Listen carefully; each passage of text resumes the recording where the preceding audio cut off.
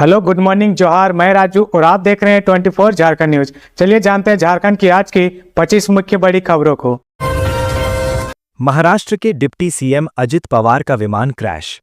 Landing के समय हुआ हादसा, 5 लोगों की मौत। महाराष्ट्र के बारामती के पास एनसीपी नेता और राज्य के डिप्टी सीएम अजित पवार का चार्टर प्लेन दुर्घटनाग्रस्त हो गया है। इस खबर के आने के बाद हड़कंप मच गया है। जानकारी के मुताबिक ये हादसा उस समय हुआ जब अजित पवार का प्लेन बारामती एयरपोर्ट पर लैंडिंग करने जा रहा था। न्यूज एजेंसी पीटीआई के मुताबिक इस हादसे में डिप्टी सीएम अजित पवार समेत 3 लोगों की मौके पर ही मौत हो गई है। 66 साल के अजित पवार मुंबई से बारामती चुनाव प्रचार के लिए जा रहे थे। उन्हें वहां जिला परिषद चुनाव से जुड़े एक कार्यक्रम में हिस्सा लेना था।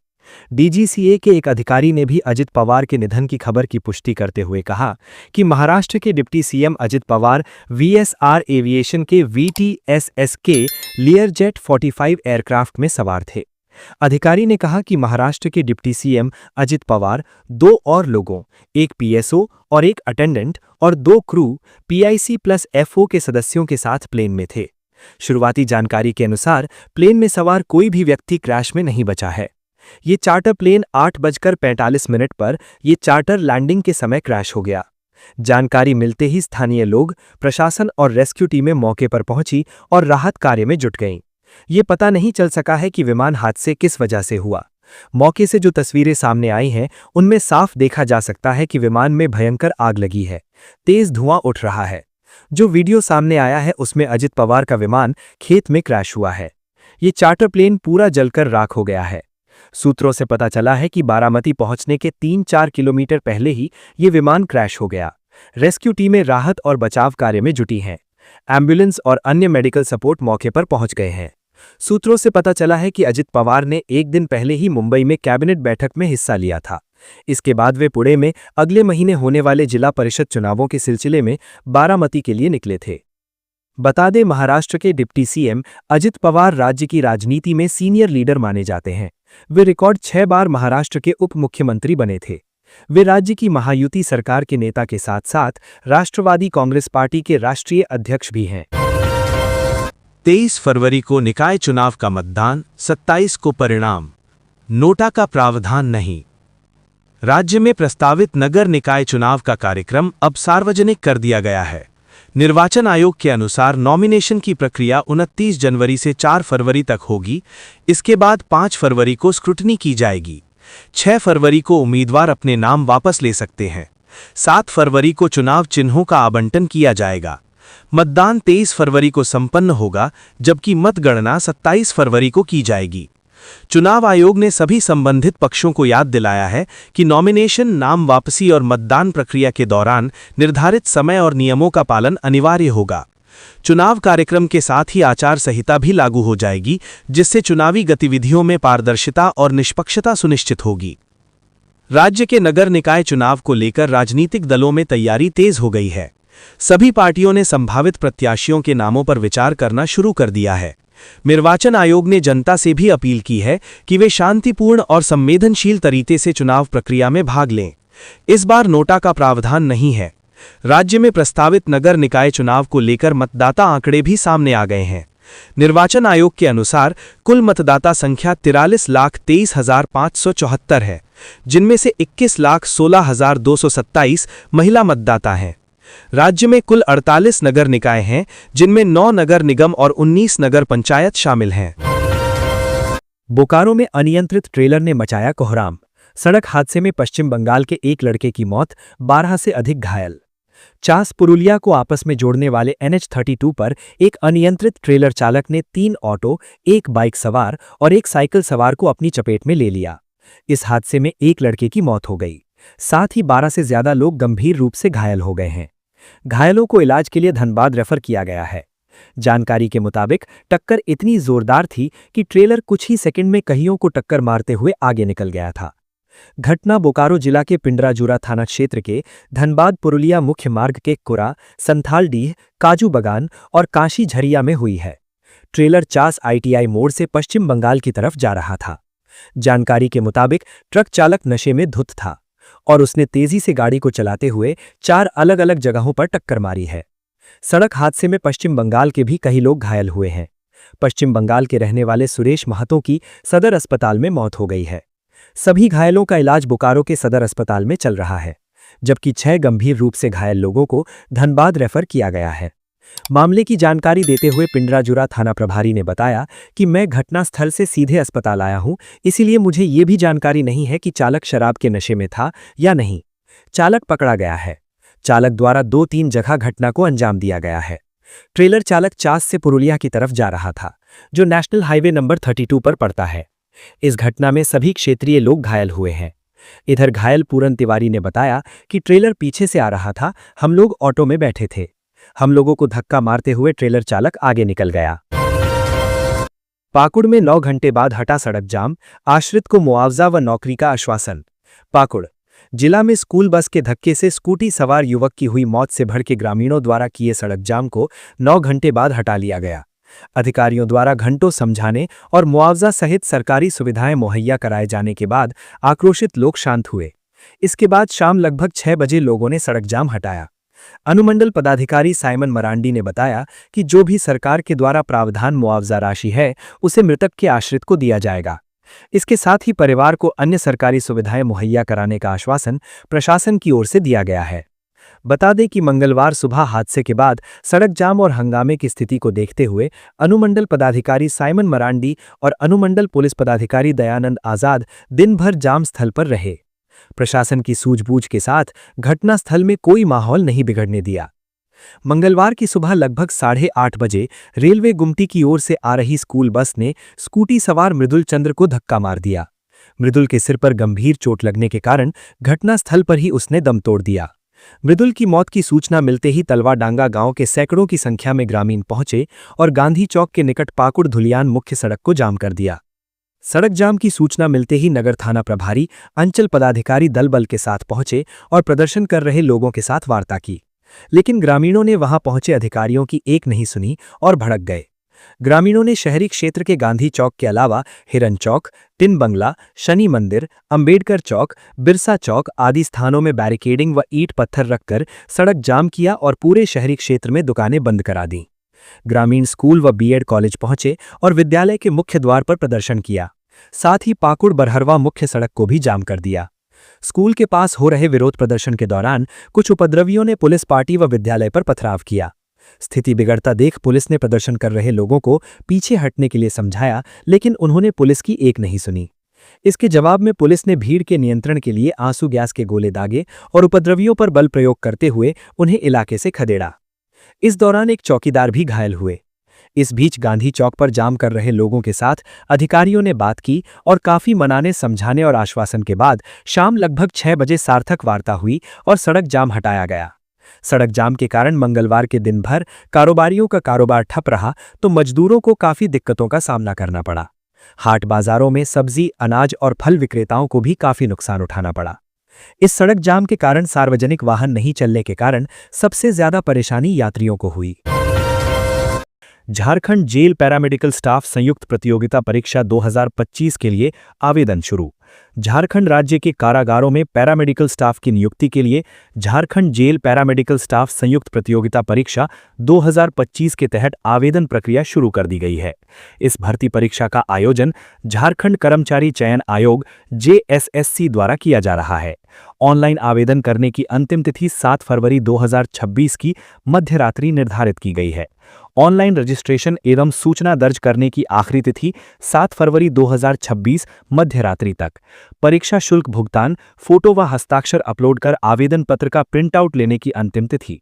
इच्छुक एवं योग्य उम्मीदवार आयोग की आधिकारिक वेबसाइट jjpsccerecruitment.com पर जाकर न्यू रजिस्ट्रेशन विकल्प के माध्यम से आवेदन कर सकते हैं। रजिस्ट्रेशन के बाद उम्मीदवारों को यूजर आईडी और पासवर्ड प्रदान किया जाएगा, जो उनके पंजीकृत मोबाइल नंबर और ईमेल आईडी पर भेजा जाएगा। लॉगिन के बाद उम्मीदवार आवेदन पत्र भर सकेंगे। आयोग ने स्पष्ट किया है कि एक बार रजिस्ट्रेशन पूरा होने के बाद उम्मीदवार का नाम, जन्मतिथि, मोबाइल नंबर और ईमेल आईडी में किसी प्रकार का संशोधन नहीं किया जा सकेगा। शराब व जमीन घोटाला, निलंबित आईएएस विनय चौबे के सीए से एसीबी करेगी पूछताछ। झारखंड के चर्चित शराब और जमीन घोटाले से जुड़े मनी लॉन्ड्रिंग और आय से अधिक संपत्ति के मामले में भ्रष्टाचार निरोधक ब्यूरो एसीबी जांच कर रहा है। इसी क्रम में एसीबी आज यानी बुधवार को निलंबित आईएएस अधिकारी विनय कुमार चौबे के चार्टर्ड अकाउंटेंट उपेंद्र शर्मा से पूछताछ करेगी। एसीबी ने उपेंद्र शर्मा को समन भेजकर तलब किया है। एसीबी सीए उपेंद्र शर्मा से उन सारे वित्तीय लेन देन का ब्यौरा मांगेगी जो विनय चौबे और उनके करीबियों के खातों से हुए हैं। जांच में ये आरोप सामने आया है कि विनय चौबे ने शराब और जमीन घोटाले से प्राप्त काली कमाई को ठिकाने लगाने के लिए अपने रिश्तेदारों के बैंक खातों, शेल कंपनियों और रियल एस्टेट सेक्टर का सहारा लिया। पूछताछ के दौरान एसीबी विनय चौबे और उनके परिवार की घोषित आय और वास्तविक संपत्तियों के बीच के अंतर को लेकर पूछताछ करेगी। विभिन्न निवेश योजनाओं और बेनामी संपत्तियों में सीए की क्या भूमिका थी, इसकी जानकारी जुटाएगी। उल्लेखनीय है कि 24 नवंबर को एसीबी रांची थाने में इस संबंध में प्राथमिकी दर्ज की गई थी। इस मामले में विनय चौबे के अलावा उनके परिवार और करीबियों को भी आरोपी बनाया गया है। यूजीसी के समर्थन में ओबीसी ने निकाली रैली, कहा शिक्षा से कोई समझौता नहीं। केंद्र सरकार के द्वारा लाई गई यूजीसी के पक्ष में तो कहीं विपक्ष में लगातार प्रदर्शन हो रहा है। इसी क्रम में बोकारो के नया मोड़ क्षेत्र में ओबीसी ने यूजीसी यानी विश्वविद्यालय अनुदान आयोग के समर्थन में एक प्रभावशाली सभा और पैदल मार्च निकाला। इस दौरान पटाखे फोड़े गए और मिठाई बांटकर यूजीसी का समर्थन किया। इस सभा में शिक्षक, छात्र, सामाजिक कार्यकर्ता एवं जागरूक नागरिक बड़ी संख्या में उपस्थित रहे। सभा के माध्यम से युवा राजद प्रदेश महासचिव जितेंद्र नारायण यादव ने ये स्पष्ट संदेश दिया कि देश की उच्च शिक्षा व्यवस्था में पारदर्शिता, गुणवत्ता और जवाबदेही सुनिश्चित करने में यूजीसी की भूमिका अत्यंत महत्वपूर्ण है। समाजसेवी ज्ञानेश्वर प्रसाद ने कहा कि शिक्षा के साथ किसी भी प्रकार का समझौता न तो छात्रों के हित में है और न ही देश के भविष्य के लिए। सभा में उपस्थित विस्थापित नेता सहदेव साव ने कहा कि शिक्षा से कोई समझौता नहीं होगा और भविष्य के साथ कोई खिलवाड़ स्वीकार नहीं किया जाएगा। आयोजकों ने इसे केवल एक सभा नहीं बल्कि शिक्षा के भविष्य को सुरक्षित करने के लिए उठाई गई सामूहिक और संगठित आवाज बताया। वक्ताओं ने ये भी कहा कि यूजीसी के समर्थन में चल रहा ये आंदोलन आगे और तेज तथा व्यापक रूप लेगा। विदेश दौरे से लौटे मुख्यमंत्री हेमंत सोरेन का एयरपोर्ट पर भव्य स्वागत। दावोस और लंदन की यात्रा को सीएम ने बताया झारखंड के लिए लाभदायक। स्विट्जरलैंड के दावोस में आयोजित वर्ल्ड इकोनॉमिक फोरम और लंदन की यात्रा कर मुख्यमंत्री हेमंत सोरेन झारखंड लौट आए हैं। विधायक कल्पना सोरेन के साथ मंगलवार शाम रांची एयरपोर्ट पहुंचे मुख्यमंत्री का इस दौरान भव्य स्वागत किया गया। मुख्यमंत्री का स्वागत करने वालों में सांसद महुआ माझी, झामुमो केंद्रीय महासचिव विनोद पांडे सहित कई प्रमुख नेता शामिल रहे। मुख्यमंत्री ने ढोल नगाड़ों के साथ रांची एयरपोर्ट पहुंचे जेएमएम कार्यकर्ताओं का अभिवादन स्वीकार करते हुए इस यात्रा को राज्य के विकास के लिए महत्वपूर्ण बताया। रांची एयरपोर्ट पर मीडिया कर्मियों से बात करते हुए मुख्यमंत्री ने कहा कि दावोस में आयोजित वर्ल्ड इकोनॉमिक फोरम जैसे वैश्विक सम्मेलन के माध्यम से झारखंड ने भी एक बड़े पटल पर अपनी बातें रखने का बेहतर प्रयास किया है। समय समय पर आप सभी लोगों को खबरें भी मिलती रही हैं। सरकार की ओर से हम लोगों ने दावोस और लंदन में झारखंड की आवाज पहुंचाई है। मुख्यमंत्री ने कहा कि राज्य गठन होने के बाद पहली बार एक बड़े वैश्विक मंच पर झारखंड ने अपनी उपस्थिति दर्ज कराई है। उन्होंने कहा कि विश्व आर्थिक मंच में सम्मिलित होकर एक बेहतर अनुभव के साथ आज हमारी पुनः झारखंड वापसी हुई है। मुख्यमंत्री हेमंत सोरेन ने कहा है कि वर्ल्ड इकोनॉमिक फोरम के माध्यम से जो अनुभव राज्य सरकार को मिला है, उस अनुभव को झारखंड के समस्त जनमानस, यहाँ की जल, जंगल, जमीन और यहाँ की अपार संभावनाओं को एक नया आयाम देने की पहल हमारी सरकार करेगी।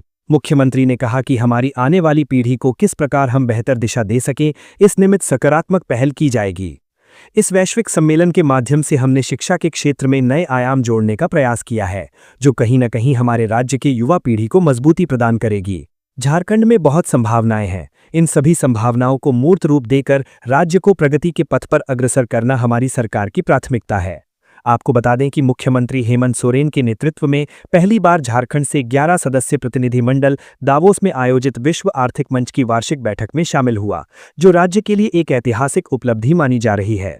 इस सम्मेलन में विश्व के प्रमुख निवेशक, उद्योगपति एवं गण्यमान्य व्यक्तियों की सहभागिता रही है।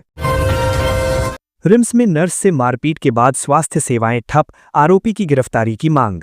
राजेंद्र आयुर्विज्ञान संस्थान रिम्स में एक बार फिर स्वास्थ्य कर्मियों की सुरक्षा को लेकर गंभीर सवाल खड़े हो गए हैं। मरीज के परिजनों द्वारा एक नर्स के साथ मारपीट की घटना के बाद संस्थान की स्वास्थ्य सेवाएं प्रभावित हो गई हैं। घटना से आक्रोशित नर्सिंग स्टाफ ने हड़ताल की घोषणा करते हुए आरोपी की तत्काल गिरफ्तारी की मांग की है। मिली जानकारी के अनुसार मेडिसिन विभाग में इलाज के लिए भर्ती मरीज हबीब अंसारी के परिजनों ने नर्स अनुपम के साथ गाली गलौज और मारपीट की। आरोप है कि हमलावरों ने खुद को मंत्री का आदमी बताते हुए न सिर्फ धमकाया बल्कि शारीरिक हमला भी किया।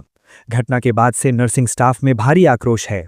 घटना के विरोध में बड़ी संख्या में नर्सें ट्रॉमा सेंटर के बाहर एकत्र होकर रिम्स प्रबंधन के खिलाफ नारेबाजी कर रही हैं। नर्सों का कहना है कि जब तक आरोपी को गिरफ्तार नहीं किया जाता तब तक संस्थान की सेवाएं पूरी तरह ठप रहेंगी। नर्सिंग स्टाफ का साफ कहना है कि अस्पताल जैसे संवेदनशील स्थानों पर यदि स्वास्थ्यकर्मी सुरक्षित नहीं हैं तो वे अपने कर्तव्यों का निर्वहन कैसे कर पाएंगे।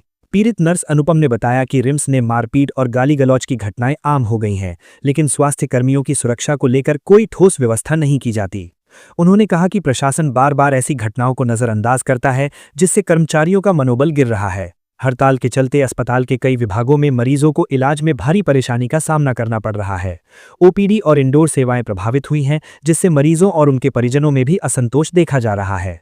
हालांकि अब तक रिम्स प्रबंधन की ओर से न तो कोई स्पष्ट बयान आया है और न ही किसी ठोस कार्रवाई की जानकारी दी गई है। नर्सिंग यूनियन ने चेतावनी दी है कि यदि जल्द आरोपी की गिरफ्तारी नहीं होती और स्वास्थ्य कर्मियों की सुरक्षा के लिए प्रभावी कदम नहीं उठाए जाते तो आंदोलन को और तेज किया जाएगा। रिम्स में बार बार हो रही इस तरह की घटनाएं राज्य की स्वास्थ्य व्यवस्था और अस्पताल प्रशासन की कार्यशैली पर गंभीर सवाल खड़े कर रही हैं। निकाय चुनाव में पूर्व विधायक संजीव सिंह ने धनबाद नगर निगम के मेयर पद के लिए पेश की दावेदारी, भाजपा प्रदेश अध्यक्ष को भेजा पत्र। 2026 के नगर निकाय चुनावों की तारीखों की घोषणा के साथ ही राजनीतिक सरगर्मी तेज हो गई है। इसी सिलसिले में झरिया के पूर्व विधायक संजीव सिंह ने मेयर पद के लिए अपनी उम्मीदवारी की औपचारिक घोषणा कर दी है। उन्होंने इस संबंध में भारतीय जनता पार्टी के प्रदेश अध्यक्ष आदित्य साहू को एक पत्र भेजा है। पत्र में संजीव सिंह ने खुद को एक प्रतिबद्ध, अनुशासित और समर्पित पार्टी कार्यकर्ता बताया है और कहा है कि वे शुरू से ही संगठन की विचारधारा और राष्ट्रीय हित के सिद्धांतों के प्रति समर्पित रहे हैं। उन्होंने कहा कि अगर पार्टी नेतृत्व उन्हें ये जिम्मेदारी सौंपती है तो वे धनबाद शहर के सर्वांगीण विकास और नागरिक सुविधाओं के विस्तार के लिए पूरी लगन से काम करेंगे। अपने राजनीतिक और सामाजिक बैकग्राउंड का जिक्र करते हुए संजीव सिंह ने कहा कि उनका परिवार लंबे समय से जनसेवा से जुड़ा हुआ है। उनके पिता स्वर्गीय सूर्यदेव सिंह 4 बार विधायक चुने गए थे, जबकि उनकी मां कुंती देवी भी 2 बार विधायक रह चुकी हैं। वर्तमान में उनकी पत्नी रागिनी सिंह झरिया विधानसभा क्षेत्र से विधायक हैं। संजीव सिंह ने यह भी बताया कि वे बीसीसीएल से जुड़े मजदूर यूनियनों के साथ लगातार सक्रिय रहे हैं ताकि मजदूरों के अधिकारों और हितों की रक्षा की जा सके और उनके सामाजिक आर्थिक सशक्तिकरण के लिए काम किया जा सके, जिससे उन्हें आम लोगों और मजदूर वर्ग की समस्याओं का सीधा अनुभव मिला है। पत्र में उन्होंने पार्टी नेतृत्व से मार्गदर्शन और समर्थन की उम्मीद जताई और साफ किया कि वे संगठन के हर फैसले का सम्मान करेंगे और उसे पूरी लगन से लागू करने के लिए प्रतिबद्ध हैं। सेवानिवृत्ति बढ़ाने की मांग पर सुप्रीम कोर्ट ने झारखंड हाई कोर्ट के मुख्य न्यायाधीश से विचार करने को कहा। सुप्रीम कोर्ट ने झारखंड के जिला न्यायाधीशों की सेवानिवृत्ति आयु 60 वर्ष से बढ़ाकर 61 वर्ष करने की मांग वाली याचिका पर हस्तक्षेप से इनकार करते हुए झारखंड हाई कोर्ट के चीफ जस्टिस से इस मुद्दे पर प्रशासनिक स्तर पर विचार करने को कहा है। सुप्रीम कोर्ट के मुख्य न्यायाधीश सूर्यकांत, न्यायमूर्ति जॉय माल्या बागची और न्यायमूर्ति आर महादेवन की पीठ जिला न्यायिक अधिकारी रंजीत कुमार द्वारा दायर याचिका पर सुनवाई की। याचिका में झारखंड सेवा नियमों में संशोधन कर न्यायिक अधिकारियों की सेवानिवृत्ति आयु बढ़ाने की मांग की गई थी। वर्तमान में झारखंड में न्यायिक अधिकारियों की सेवानिवृत्ति आयु 60 वर्ष है। याचिकाकर्ता की ओर से दलील दी गई कि तेलंगाना सहित कई राज्यों में न्यायिक अधिकारियों की सेवानिवृत्ति आयु 61 वर्ष है और सभी राज्यों में समानता यानी यूनिफॉर्मिटी होनी चाहिए। मामले में मुख्य न्यायाधीश सूर्यकांत ने टिप्पणी करते हुए कहा कि समानता होनी चाहिए, लेकिन इसका ये अर्थ नहीं कि सेवानिवृत्ति से ठीक पहले कोई याचिका दायर कर कार्यकाल बढ़ाने की मांग की जाए। याचिकाकर्ता की ओर से ये भी मांग की गई कि सेवानिवृत्ति के बाद पुनर्नियोजन यानी रीएम्प्लॉयमेंट का निर्देश दिया जाए, क्योंकि देश के 17 राज्यों में इस तरह की व्यवस्था लागू है। पीठ ने कहा कि सेवानिवृत्ति आयु बढ़ाना नीति से जुड़ा विषय है, जिसमें कार्यपालिका को निर्णय लेना होता है। इस आधार पर अदालत ने याचिका में हस्तक्षेप करने से इनकार कर दिया। सुप्रीम कोर्ट ने याचिकाकर्ता को झारखंड हाईकोर्ट के मुख्य न्यायाधीश के समक्ष प्रतिवेदन देने की छूट दी। अदालत ने कहा कि मुख्य न्यायाधीश अन्य राज्यों से जानकारी एकत्र कर यदि सेवानिवृत्ति आयु में असमानता पाई जाती है तो राज्य सरकार से प्रशासनिक स्तर पर विचार विमर्श कर सकते हैं। गिरिडीह में नगर निकाय चुनाव की सरगर्मी तेज, आदर्श आचार संहिता लागू। झारखंड में नगर निकाय चुनाव का बिगुल बजते ही चुनावी सरगर्मी तेज हो गई है। चुनाव की घोषणा के साथ ही नगर पालिका क्षेत्र में आदर्श आचार संहिता लागू हो गई है। ये जानकारी गिरिडीह डीसी रामनिवास यादव ने मंगलवार को प्रेस वार्ता में दी। बताया कि गिरिडीह जिले के 3 नगर निकायों में 23 फरवरी को वोट डाले जाएंगे और वोटों की गिनती 27 फरवरी को होगी। मतदान सुबह 7 बजे से शाम 5 बजे तक होगा। मतदान बैलेट पेपर के माध्यम से होगा और नोटा का कोई ऑप्शन नहीं होगा।